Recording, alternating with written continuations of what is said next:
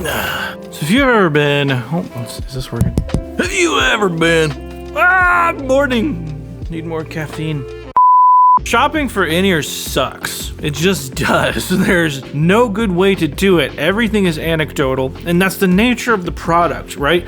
You can't go out and try a bunch of in-ears. I found myself in a really interesting situation. Here I've got a stack of Westone Mach series in-ears, and these were sent to me. I didn't have to pay for them. On the flip side of that, I was not paid to make a video, and on the flip side of that, I'm not even sure Westone remembers that I have these, let alone that I'm making a video about them. So let's talk about it.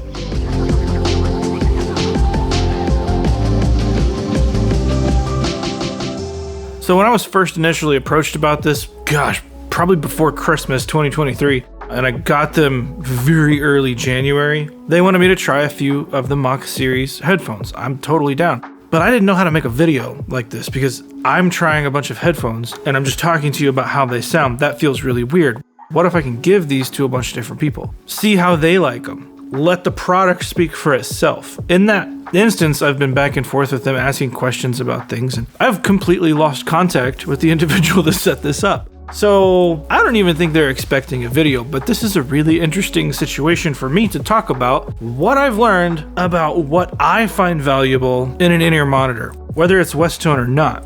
I think the value proposition here is really intriguing, although these are not cheap. The Mach 60s, $10.99. The Mach 70s, $13.99. The Mach 80s, $15.99. They're on Sweetwater. So what's the difference? Why would individuals spend this much on in-ears, let alone universal fit? So I gave these to a bunch of different individuals. Some of them were cool to be on camera and talk about that experience a little bit. What I found in this is that the lower bar, the Mach 60s, are perfect for about 90% of individuals out there. $10.99, this is a pro level in-ear. You can spend way more on in-ears out there, and you can spend way less. The level of separation here, if you're not used to it and you want something approaching like that pro level, this is pretty impressive.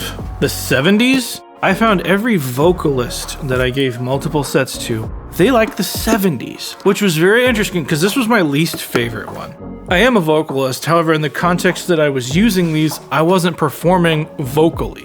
They found it way easier to get pitch references, the amount of space here for vocalists for some reason. This was the favorite, $13.99 for me, and this is the Big Daddy, 8 drivers. The name corresponds to the amount of drivers, 6 for the 60s, 7 for the 70s, and 8 for the 80s. And what I found with the 80s, and this is a very niche use case, okay? I'm somebody who performs live every once in a while, not a whole lot. My wife may borrow my in-ears from time to time, so universal fit is cool with me. I have had custom in-ears a couple times, and the experience wasn't that great for me. My ears tend to swell and shrink. That is completely anecdotal, and take that for what it's entirely worth. I like a universal fit because I haven't had a great experience otherwise. But the 80s though, being somebody who performs live, they were great. The separation and the space was incredible. But if that alone is it, $15.99 is too much for me to spend on in-ears. With these, I was also using them in a mixing context because I'm a producer, I'm a mixer, I'm a mastering engineer. I could get a lot of work done on these, and it actually translated, and that's the first time that I've had an in-ear, let alone a headphone, that I felt comfortable doing that on. And I know there are people who do this on headphones all the time. I never found something that worked for me. In my previous set, they were definitely in the more, like, let's be fun about the low end range. Let's make this exciting to listen to, not necessarily honest. And I think the approach here with the Mach series that I appreciate, honesty is a key factor here. So not only with space and separation and the different driver counts that you're going to get, in the extended frequency response, like the 60s go from 8 to 20. And then on these two, 5 hertz to 22, 5 hertz to 22. Not something you're necessarily going to perceive, but there's a ton of headroom here. Headroom is the difference that I can notice between the 60s, 70s, and the 80s. I leaned towards the 80s because of the versatility there. And because I could use them in that different kind of context, and because I know that they were very flat, like they were going to tell the truth, and the translation for me is the most important part. Some people may not like that. They may want to have kind of a more exciting sound leaning into it. For me, as a performer and as a mixer, I want to know that the sound was what I'm hearing is the sound that everyone else is hearing as well, so that I know my tone is on point. I know that my mixes are going to translate the right way. That's what I found that I really value in an in-ear. And having that extra driver count for me was really cool. When I gave these to people who had experience with in-ears and some who didn't, the space kind of came back to be the thing that everybody was talking about. Everything has a space. First impression was that the bass, the low end, was way more discernible, easy to pick out. I felt like I could get a cohesive mix of the band more than I could with my old KZ AS10s. You know, instead of like a wall of sound, I feel like I can pick out different parts of the band, even my acoustic and my vocals, and I can choose sort of what to focus on, which that's kind of a unique experience for me because I've only used like universal ones in the past or ones with less drivers. So having those extra drivers really felt I could pick up the nuances a lot better. Everything is easily separated. It's easier to get a good mix because there's a whole lot of headroom. That wasn't something that they necessarily knew how to speak to because as performers, that's not something that they're thinking about. That's not in their vocabulary. Space and being able to differentiate every single source in their mix was way easier regardless of the line that they were on. Now, like I said, vocalists always tended to lean towards the 70s, and that for me was my least favorite of the three. The 60s are fantastic, the 80s are fantastic, the 70s are fantastic, but because there's a trifecta here, this feels like a redundant third for me. I don't need it. It didn't really fill a gap that I couldn't get somewhere else. But for vocalists, they would pick the 70s out of the bunch every single time. Really interesting to me. Even giving bass players and drummers the 60s, they notice separation. What do you think? I love them. There's so much clarity. The soundstage is amazing. I feel like I hear all the instruments in the mix with so much more clarity, and I wish I could get a pair. I think they're great. Definitely noticed more clarity compared to the ones I normally use. You notice any of the difference in like how you heard your bass or anything? Oh, like that? definitely way more clear. So much more clear. Not as muddy, not as just a general sound, more as I could actually hear more of the notes with these set. There were all different kinds of players with all different kinds of experience levels trying these out. So hearing the different anecdotal references of them was really interesting. The things I noticed, because this is all anecdotal, because buying in-ears just plain sucks. The thing that I noticed was the space. Moving from something that was frankly more expensive, the space and the honesty for me on the 80s is something that I really gravitate towards. I found these highly valuable for me, even at that price point of $15.99, because it could do those two things for me. I don't think that's going to be perfect for everybody. It's going to be overkill for a lot of people. The 60s or even the 50s or 40s, getting down into that $400 area, that might be the right move for most people. You're not going to need something like this. And that's the thing to think about with in-ears, because there's a whole lot of branding and there's a whole lot of anecdotal talking. Just like everybody has an opinion of what the best in-ear is. Everybody hears sound differently. Everybody wants something different out of a sound. Everybody has a different use case for what they're using their in-ears for. When you line up a bunch of individuals, they're going to have vastly different opinions on what they want to hear. For me, it was, do I have headroom to push into this thing? Do I have separation to be able to discern notes, like low-end notes, pitch reference? How quick can I get to a pitch? Loved it for me.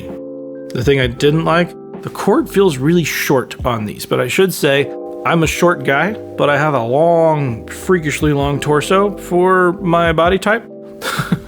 So the cord definitely felt pretty short for me. I had to use an extender in every situation. Now I can definitely see if you have too much cord, that becomes equally an issue, but even if it was a couple more inches, I would be way happier. The relief on this thing, very useful. And actually one of the players we talked to, that was their main thing that they loved about it, because they'd been shopping for in-ears. They've tried stuff in price ranges, but the comfort level on these was what got them to actually want a set. In-ears are weird. There's no good way to try them. Shopping for them sucks. There's a whole lot of information out there to go through. But having gone through this experience and having gone through this with somebody with a company that I'm pretty sure doesn't even know that I have these or that I'm making a video, the most important thing to take away from this is figuring out what you want out of your in-ears. Do you want something honest to listen to? How much space do you want in your mix? Now, this isn't gospel truth, but the more drivers you have, you're gonna get more space. Now, there's definitely a point of diminishing returns. Like 8 is gonna be overkill for a lot of people. 5, 6, 4, that's gonna be a vast improvement and a level of clarity that a lot of people haven't experienced for not a ton of money. Do you do other things with your in-ears? Are you a mixer, a producer? Could you use them in different contexts where having something like a universal fit, if I want to give these to my wife and she could use her own tips, because Lord knows they send you plenty of tips. This is me after having given them to like 20 people, so half the bag is gone. You will find a fit that works for you and it's comfortable for a long time.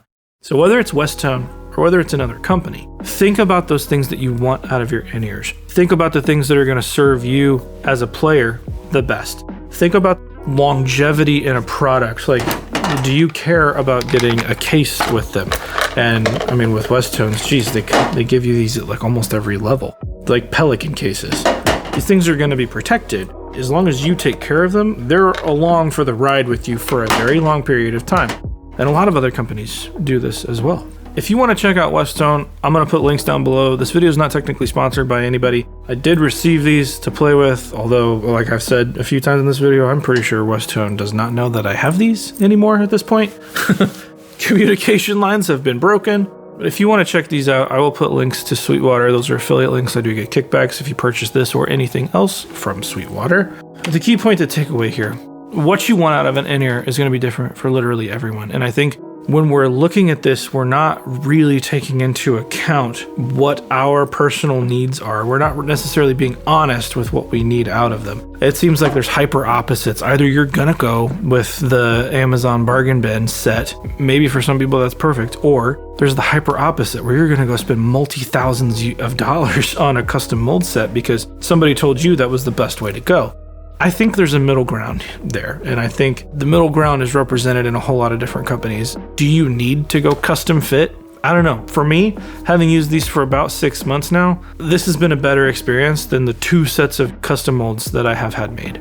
That could say more about the quality of the mold that I got and not necessarily the in-ear monitor. However, that's a whole different level to this thing that's really hard to speak to. What do you have access to in your area? Is your audiologist actually going to take the process seriously? Are they going to do a good job? What kind of back-end support do you have? So many things to think about with in-ears. One of the weirdest things to talk about and try to review. That's why I gave it to a bunch of different people. All of this is anecdotal. Anyway, take all of it with a grain of salt. But I hope this shows you something that when you're looking for in-ears, you can kind of think about, you know what, maybe I don't need the holy grail of custom molds out there. Maybe I don't need to go with the Mach 80s or vice versa. Maybe I should invest in something because I do X, Y, and Z and I need to use them in multiple contexts.